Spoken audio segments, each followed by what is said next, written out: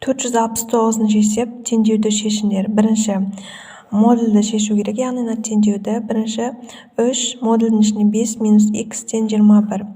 x минус 4 көбейтілген 6 тен 18. 2 модульдің ішінде 4x минус 9 минус 5 тен 1. Төртінші 7 модульдің ішінде 2x минус 3 минус 23 тен 12. Осы теңдеуді шешу керек. Бірінші есепте минус 5 минус x тен 21, яғни бұл жерде 3-ті 21-ге бөлеміз. Сонда 7 болады, 21-ді 3-ке бөлсен. Сонда 5 минус x тен 7. Теңдеу шығарған кезде теңдеудің екі мәні болады. Минус, плюс және минус. Сонда біз x-та біріншіде минус x тен 7-ден аламыз 5-ті. 5 жаққа шыққан кезде минус 5 болады, сонда 2 болады. x 1 тен болады, минус 2-ге тен болады бұл жерде. Минус 2. Екінші 5 минус x тен минус 7-ге, яғни 2 таңба 10 және теріс таңба шығады.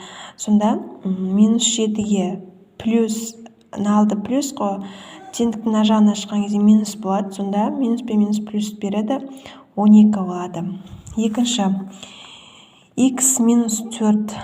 Бізде берілген есепте x минус 4 көбейтілген 6 тен 18, яғни 18-ді 6-ға бөлеміз 3-тен.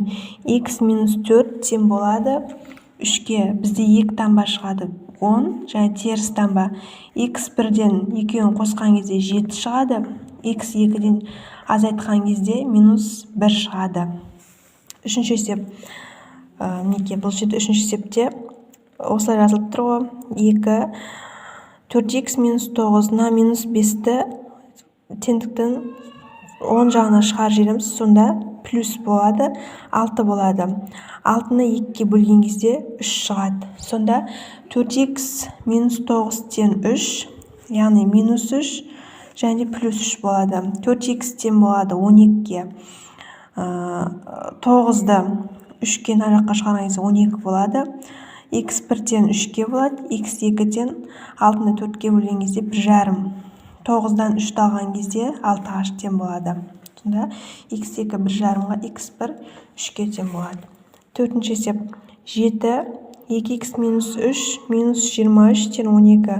Бұл жерде 23-ті теңдіктің 10 жағына шығарған кезде плюс болады. Сонда 23-ке 12 қоссақ 35 болады.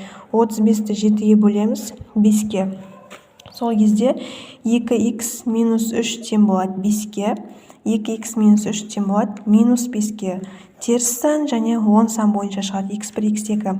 x1 табу үшін 2x шығарған кезде плюс болады. 8, x1 4-ке шығарған кезде минус болады. Минус алдында шығарған кезде плюс болады. Сонда минус 2-ке x2-міз минус 1-ге тен болады.